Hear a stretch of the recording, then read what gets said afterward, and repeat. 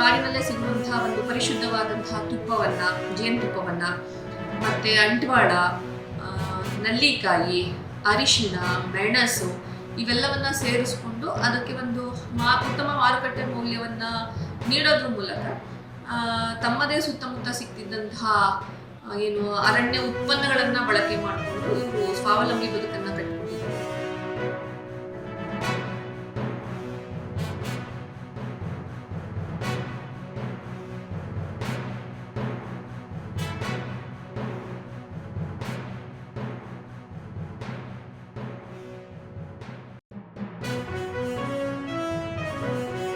ಸುಮಾರು 840 ಜನ ಇದಕ್ಕೆ ಸದಸ್ಯರಾಗಿದ್ದಾರೆ. 13 ಜನ ಇದಕ್ಕೆ ಡೈರೆಕ್ಟರ್ ಆಗಿದ್ದಾರೆ. ಸುಮಾರು 16 ಕೋಟಿಗಳಿಂದ ಇದಕ್ಕೆ ಕೂಲಿಗರು ಸದಸ್ಯರಾಗಿದ್ದಾರೆ. ಕೆಲವು ಸರಿ ಯಾರಾದರೂ ಕಾಯಿಲೆಯಿಂದ ಸಮಸ್ಯೆ ಆದರೆ ಅಂಥವ್ರಿಗೂ ಸಹ ಇಲ್ಲಿ ದಾನ ಕೊಡ್ತಿದ್ದೀವಿ ಬಂದ ಲಾಭದಲ್ಲಿ. ಮುಂದೆ ಶಿಕ್ಷಣಕ್ಕೂ ಮಾಡಬೇಕು ಅನ್ನೋದು ನಮ್ಮ ಉದ್ದೇಶ. ಸೊ ಇದ್ರ ಮೂಲಕ ಅಂದರೆ ಒಂದು ಸೋಲಿಗರ ಅಭಿವೃದ್ಧಿಗೆ, ಆರ್ಥಿಕ ಅಭಿವೃದ್ಧಿಗೆ ಒಂದು ಮೂಲ ಸಹಾಯವಾಗಿದೆ.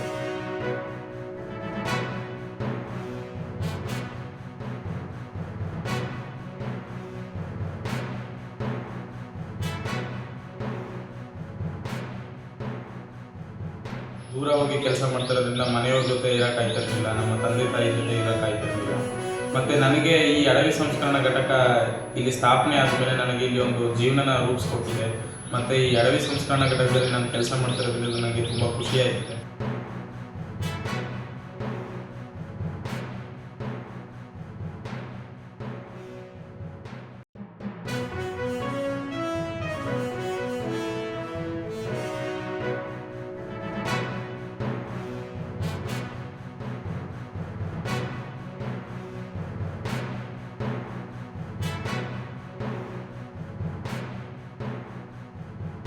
ಇದು 3 ಕೋಟಿ ಏನೋ ನಮ್ಗೆ ಕೊಟ್ಟಿದೆ.